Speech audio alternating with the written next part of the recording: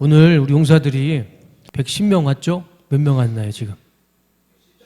117명? 네, 거의 120명이 왔어요. 참, 우리 한국교회가 좀 이 모습을 좀 봐야 되는데, 참, 우리 용사들의 이 모습을 좀 봐야 되는데, 여러분, 주일날 이렇게 20대 남자들만 120명 와서 예배 드리는 거, 이게 쉬운 일 아니지 않습니까? 네, 참, 이게 기적입니다, 기적. 군인교회라고 이렇게 오진 않아요. 정말 하나님의 은혜고 여러분들의 믿음이 참 훌륭합니다. 하나님 여러분들을 반드시 분명히 축복해 주시리라 믿습니다. 이 발걸음이 군대에서만 멈추지 마시고 전역한 후에 또 평생 이 발걸음을 유지하시기를 주님의 이름으로 축원합니다. 잘 오셨습니다. 자, 오늘 말씀을 보면 이스라엘의 그 남쪽에 보면 베들레헴과 예루살렘을 중심으로 남유다라는 지방이 있어요. 거기에서 예수님이 복음도 전하시고 기적을 베푸시는데, 근데 이상한 소문이 들리는 겁니다. 본문의 말씀입니다. 예수께서 요한보다 더 많은 제자를 얻으시고 세례, 침례를 베푸신다는 소문이 바리새파 사람들의 귀에 들어갔다. 그러니까 예수님은 예수님의 일을 하고 계시는데 사람들은 그 모습을 보고 이상한 소문을 내는 겁니다. 거짓말을 하는 거예요. 그런데 정작 사실은 그게 아니었죠. 사실은 이거였어요. 사실은 예수께서 세례 침례를 베푸신 것이 아니라 제자들이 베푼 것이었다. 그러니까 사실은 예수님이 세례와 침례를 주면서 요한보다 더 많은 제자를 얻으려고 한 것이 아니고 제자들이 세례와 침례를 베풀었던 겁니다. 그러니까 완전히 거짓말이죠. 저런 상황이면 보통 사람들은 가서 막 따지죠. 잘못되고 억울한 거를 고치죠. 그게 정상적인 일 아닙니까? 내가 하지도 않는 거짓말을 이야기하니까 잘못된 거를 고쳐야죠. 그게 사람이라면 정상적인 상황이지 않습니까? 그런데 예수님은 그렇게 하지 않으셨어요. 예수님은 어떻게 하셨냐면 3절에 예수께서는 유대를 떠나 다시 갈릴리로 가셨다. 그러니까 예수님을 향한 그 거짓말, 말도 안 되는 소문들을 예수님은 바로잡는 것이 아니라 그냥 그 동네를 떠나서 갈릴리로 다시 올라가셔서 거기에서 복음 사역을 계속 하셨던 겁니다. 그게 오늘 우리 본문의 말씀이에요. 가만히 보면 많이 익숙한 상황 아닙니까? 여러분들도 지금까지 인생을 살아오면서 이런 경험을 해보지 않으셨어요? 내 생각과 내 본의 아니게 다른 사람들이 이상한 소문을 내는 것, 나에 대해서. 내가 하지도 않는 말을 했다 그러고 내가 하지도 않은 행동을 했다 그러고 억울하게 나에게 누명을 씌우고 이상한 소문을 뒤집어 씌우는 그런 경험. 여러분들은 있지 않으십니까? 한 번쯤은 다 있을 거예요.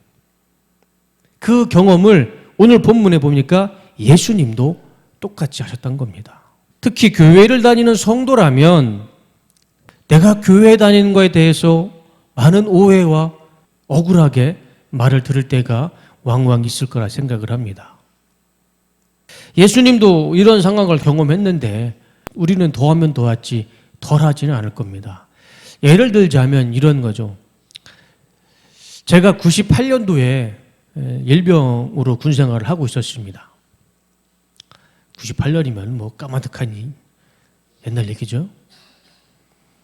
이제 하루는 이제 주일이 돼가지고 주일 아침이면 교회를 가야 되잖아요. 여러분들처럼 전투복을 싹 갈아입고 당직 간부님한테 신고를 하고 저는 이제 반장한테 신고를 해야 돼요. 그 반장이 뭐냐면 저를 이제 운전병이었어요. 수송부에서 같이 생활했어요.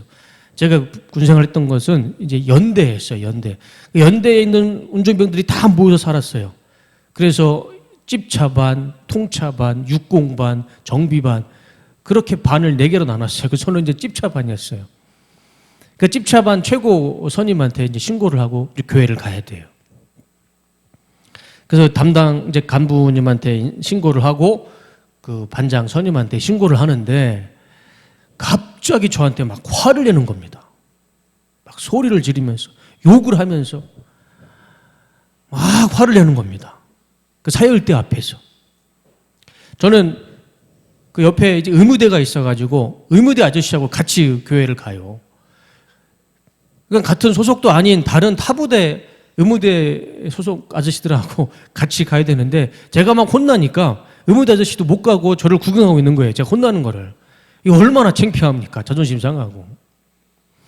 그래서 저는 억울한 겁니다. 왜 억울했냐면 제가 그날 당일에 교회 간다고 한 것도 아니고 그 전날 토요일 날 저녁에 결산 시간에 항상 종교 행사 체크를 해요. 그래서 그날 토요일 날 저녁에 이 반장한테 내일 교회 가겠습니다. 종교 행사 가겠습니다. 보고를 했고 반장도 허락했어요. 그래서 일병이 갈 수 있지. 보고도 안 하고 어떻게 일병이 교회를 갑니까? 다 허락이 된 상황이었어요. 근데 당일날 아침에 반장이 저한테 교회 간다고 막 소리를 지른 겁니다. XX 하면서. 근데 저는 억울한 면도 있지만 그 반장이 저한테 화를 내는 이유를 좀 제가 좀 이해는 했어요. 왜 그랬냐면 그 다음날 월요일부터 우리 수송부에 검열이 있었어요. 검열. 여러분 지금도 검열 하시죠? 지금은 검열은 어떻게 되는지 모르겠지만 제가 군생활할 때 검열을 하면 이거는 비상이에요. 비상. 저는 찝차반이었지 않습니까? 그러니까 연대에 있는 찝차를 다 이 수송부 연병장에 다 세워놨어요. 저런 차를 이제 수송부 연병장에 딱 세워놓고 내일 검열이니까 청소를 했던 거예요. 그러니까 찝차반은 또 사람도 많지 않았어요. 그러니까 반장이 화를 내고 저한테 욕을 했던 거는 이해는 했어요. 왜냐하면 병장들도 다 나와서 손에 기름 묻히면서 저걸 다 닦고 있었는데 소위 말하는 이 짬밥도 안 되는 일병이 교회를 가겠다고 그러니까 신고를 하니까 이 선임이 화가 났던 겁니다. 어제 저녁에는 허락은 했지만 제가 교회를 가는 건 상황이 너무 짜증났던 것 같아요. 저한테 막 소리라는 소리는 욕이라는 욕은 하면서 자존심 상하더라고요, 솔직히. 한참을 이제 소리를 지르더니 이제 옆에 의무대 아저씨들이 기다리니까 그냥 저보고 그냥 말도 없이 그냥 손짓을 하더라고요. 가라고. 그래서 이제 의무대 아저씨들하고 갔죠. 가는데 뒤에서 이런 소리가 들려요. 저 XX는 가라고 진짜 간다. 그런 얘기가 들려요. 아니 가라고 해놓고서 또 그런 소리는 또 뭡니까? 그런 얘기를 들으니까 막 너무 화가 나는 거예요. 너무 화가 나는 거예요. 그 선임이 저보다 한 살 어렸어요. 그 친구는 고등학교를 졸업하자마자 군대에 왔고 저는 한 2년 후에 22살에 군대를 갔으니까 어쩌면 2살 뭐 저보다 어렸을 겁니다. 그러니까 저보다 나이 어린 애한테 그렇게 아침부터 교회 간다고 욕을 먹고 다른 사람들 앞에서 자존심 상한 일을 경험하니까 너무 화가 나는 겁니다. 내가 뒤돌아서서 저 병장하고 한판 싸우고 영창 가서 15일을 더 군생활을 할까? 막 그런 생각이 들어요. 교회를 갔는데 예배가 은혜가 되겠습니까? 아침부터 그렇게 욕을 먹고 분노 게이지가 그렇게 올라왔는데 근데 아무튼 그렇게 해서 그날 예배는 그렇게 드렸어요. 그런데 그 뒤로 그 선임이 제가 교회 간다고 하면 아무 소리도 안 하더라고요. 쟤는 이제 뭘 해도 교회 가는 애구나. 그래서 그 뒤로는 교회 가는 게 그냥 편했습니다. 그렇게 욕을 실컷 먹고 나서. 마태복음 5장 11절에 우리 예수님이 이런 말씀을 하셨어요. 너희가 나 때문에 모욕을 당하고 박해를 받고 터무니없는 말로 온갖 비난을 받으면 기뻐해라. 즐거워해라. 교회 간다고 예수님 믿는다고 욕먹고 비난받으면 기뻐할 수 없어요. 즐거워할 수 없습니다. 자존심 상해요. 막 분노가 막 치밀어 오릅니다. 20대 혈기 주먹 하나 믿고 사는 청년한테 남자한테 그렇게 교회 간다고 욕하면 싸우면 싸우지 그게 기뻐하고 즐겁지 않아요. 근데 우리 예수님은 나 때문에 너희가 신앙생활 하면서 모욕당하고 박해받고 터무니없는 말로 비난받으면 기뻐하고 즐거워해라. 왜? 그게 복이기 때문에, 그게 축복이기 때문에, 하늘에서 받을 상이 크기 때문에 기뻐하고 즐거워해라. 그렇게 말씀해 주고 있는 겁니다. 실제로 저도 그렇게 거하게 욕 한번 실컷 먹고 그 뒤로는 전역할 때까지 교회 잘 다녔습니다. 아무 문제 없이. 병장이 뭐라 하든 말든 편하게 다녔어요. 그게 은혜 아닙니까? 예수님도 터무니없는 거짓말 때문에 사람들에게 비난받았지 않았습니까? 오늘 본문의 말씀 보세요. 예수님도 예수님의 일을 하고 있었는데 사람들은 그것을 오해했어요. 터무니없는 말로, 질투하는 것처럼 거짓말로 예수님에게 안 좋은 소문을 냈던 겁니다. 그 소문이 퍼져서 어떤 소문까지 난 줄 아십니까? 예수님이 신성모독을 했답니다. 그래서 예수님은 어떡합니까? 유대인들이 십자가에 죽이라고 사형 선고를 내리잖아요. 이 터무니없는 소문이 커져서 신성모독이 됐고, 그래서 예수님은 사형 선고를 받아요. 실제로 예수님은 어떻게 되었습니까? 십자가에 죽으셨잖아요. 십자가가, 우리 뒤에도 십자가 있지만 저거는 거룩한 상징이 아닙니다. 저거는 죄인들이 죽어야 할 사형 틀이에요. 사실 끔찍한 거죠. 예수님 어떻게 죽으셨습니까? 저 나무에 그냥 옷을 다 벗겨놓고 못 3개로 박아놨어요. 짐승도 그렇게는 안 죽이지 않습니까? 짐승도 그렇게 잔인하게 죽이지 않아요. 옷을 다 벗겨놓고 나무에다가 못 3개 걸어놓고 죽을 때까지 말려 죽이는 것, 이게 십자가형입니다. 왜? 신성모독했다는 이 거짓말 때문에. 우리 예수님도 그런 인생을 사셨어요. 우리 예수님도 그런 인생을 사셨는데, 우리도 당연히 예수님처럼 신앙생활 하다 보면, 교회 다니다 보면 안 좋은 소문 들릴 수도 있고 비난받을 수도 있고, 저처럼 군생활 동안에 욕이란 용은 다 먹을 수도 있어요. 당연한 겁니다. 우리 성도들이 교회 다니고 하나님 믿을 때에 우리는 당연히 욕을 먹습니다. 비난받아요. 그거 왜 그런 줄 아십니까? 세상의 구조가 그래요. 이 세상의 구조가 그래요. 이게 무슨 말이냐면, 한번 들어보세요.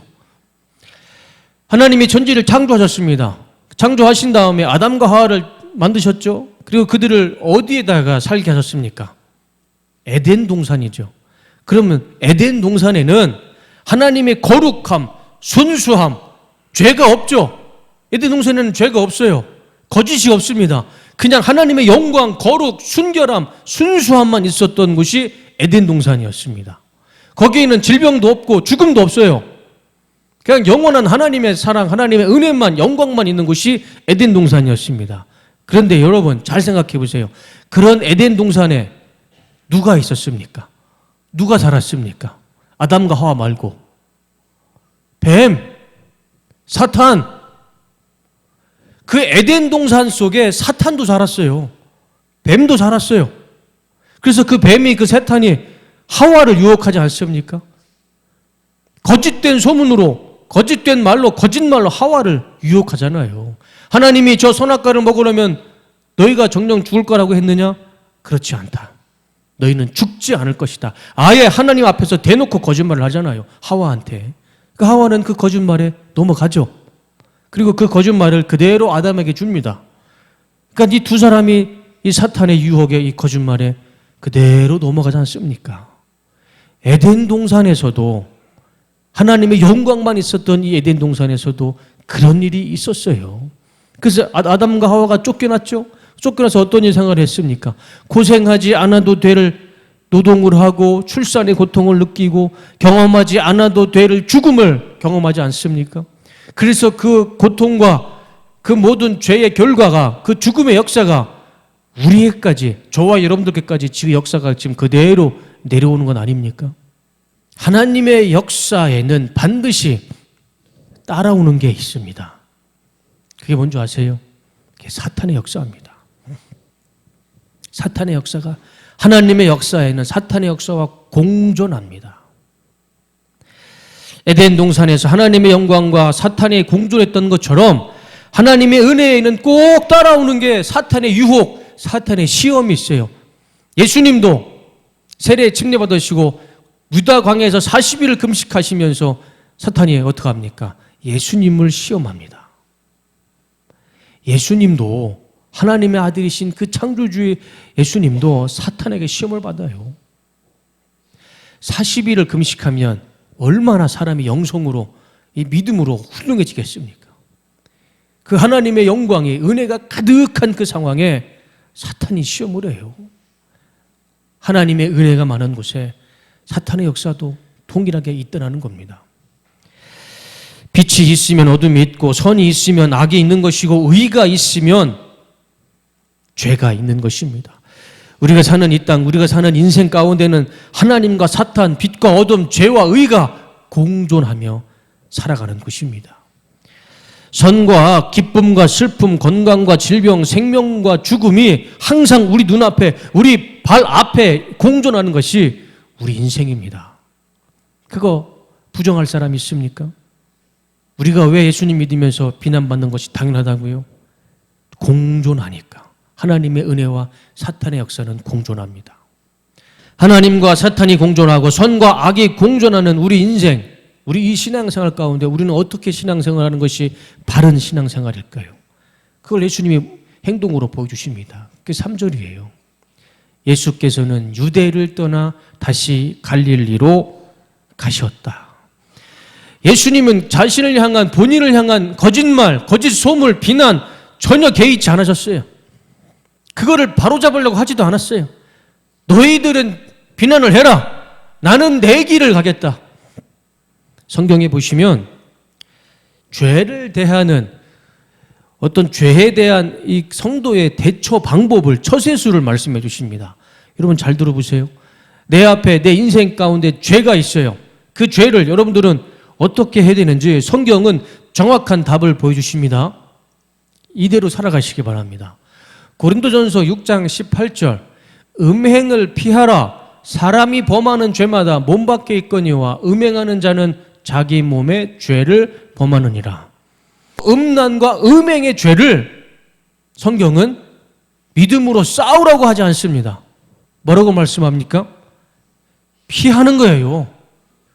성경이 피하라고 했을 때는 당연히 이유가 있습니다. 이 피하라는 말이 이 휴고라는 단어인데, 헬라어 단어로 도망치다, 도피하다, 도망하여 구원받다입니다. 굳이 음행하는 자리에서 음행하는 사람을 만나서 나는 그 사람과 그 자리에서 나는 내 거룩을 지키겠다. 그게 얼마나 어리석은 일입니까? 차라리 그 자리를 피하면 그만이에요. 그 자리, 그 장소, 그 사람을 안 만나면 음행한 죄도 짓지 않습니다. 고린도전서 10장 14절, 그런즉 내 사랑하는 자들아 우상 숭배하는 일을 피하라.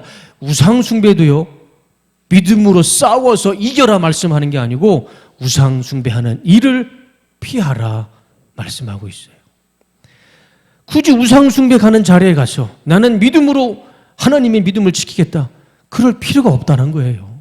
그냥 그 자리를 안 가면 되잖아요. 그 자리를 피하면 되잖아요. 디도서 3장 9절, 그러나 어리석은 변론과 족보 이야기와 분쟁과 율법에 대한 다툼은 피하라. 이것은 무익한 것이요 헛된 것이니라. 다툼도 피하면 돼요. 그냥 거기서 내 잘 바로 잡겠다고 싸우고 분쟁 일으키고 그러지 말라는 겁니다. 그냥 그 자리를 피하면 되는 거예요. 음행을 피하시기 바랍니다. 우상 숭배를 피하시기 바랍니다. 다툼을 피하시기 바랍니다. 음행과 우상 숭배와 다툼과 이 죄는 우리가 싸워서 이길 수 있는 게 아니에요. 죄를 이길 수 있다면 뭐하러 예수님이 이 땅에 오셔서 십자가에 죽으셨겠습니까? 우리가 죄에 대해서 싸울 수 있을 만한, 이길 수 있을 만한 능력이 있으면 예수님이 이 땅에 오실 이유가 없어요. 우리는 죄를 감당할 수 없는 사람들입니다. 피해야죠. 피하는 게 상책입니다. 여러분, 피하는 게 비겁하고 자존심 상하는 일 같습니까? 절대 그렇지 않아요. 음행 앞에서, 우상 숭배 앞에서, 다툼 앞에서 피할 수 있는 사람이, 그 사람이 진짜 믿음 있는 사람이고, 그 사람이 진짜 용기가 있는 사람이고, 그 사람이 진짜 영성이 훌륭하고 인격이 훌륭한 사람입니다. 제 말이 틀립니까? 믿음 없고 참을성 없는 사람이 끝까지 가는 거예요. 음행하는 자리에서, 우상숭배 자리에서, 다투는 자리에서. 나에게 믿음이 있고 영성이 있고 인격이 훌륭한 사람은 피할 수 있는 용기가 있어요. 여러분들은 죄 앞에서 피하며 살아가시기 바랍니다. 그게 은혜입니다. 그래서 오늘 설교 제목에 피하는 것이 믿음이다 라고 제가 제목을 말씀을 드렸던 겁니다. 죄에 대해서 여러분 믿음으로 피하시기 바랍니다. 피하는 게 이기는 겁니다. 설교를 마치겠습니다. 예수님이 비난받고 또 사람들에게 손가락질을 받고 그 헛소문 때문에, 거짓 소문 때문에 예수님이 십자가에서 돌아가셨습니다. 예수님의 인생도 그러하셨는데 우리의 인생이라도 크게 다를 거 없습니다. 우리도 예수님 믿다 보면 오해받을 수 있어요. 비난받고 차별받고 손해보는 일이 생길 수도 있습니다. 그러면 그 상황에서 여러분 가장 지혜로운 방법은 그것을 끝까지 아니라고 싸우는 것이 아니라 예수님의 행동을 보시기 바랍니다. 피하시기 바랍니다. 그 자리를 떠나시길 바라요. 그리고 그런 상황이 오면 오히려 하나님께 기뻐하고 감사하시기 바랍니다.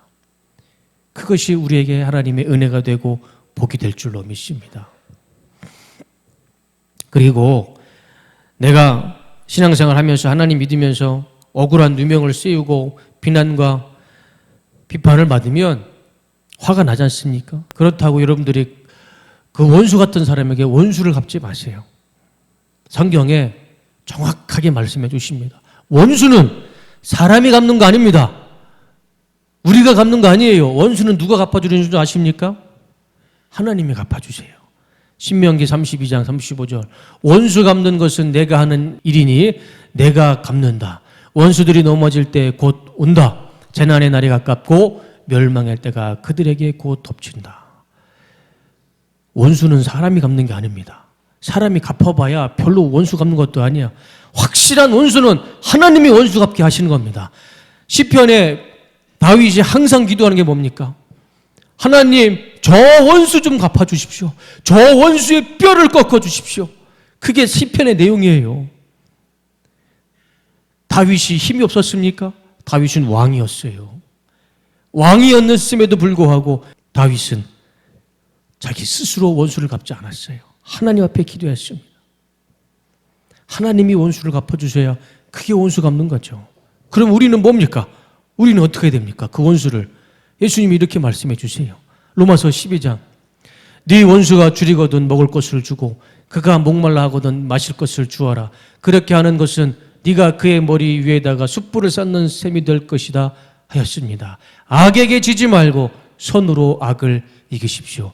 우리가 해야 할 것은 원수 갚는 게 아니고 그 원수에게 미운 놈 떡 하나 주는 것처럼 먹을 것을 주고 마실 것을 주고 악에게 지지 말고 믿음으로 선으로 악을 이기면 됩니다. 악을 이기시되 죄 앞에서 피하시기 바랍니다.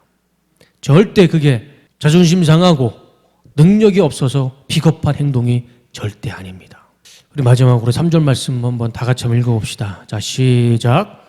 예수께서는 유대를 떠나 다시 갈릴리로 가셨다. 한 주간 살면서 용기를 내고 믿음을 가지고 죄의 자리에서 분열의 자리에서 피하셔서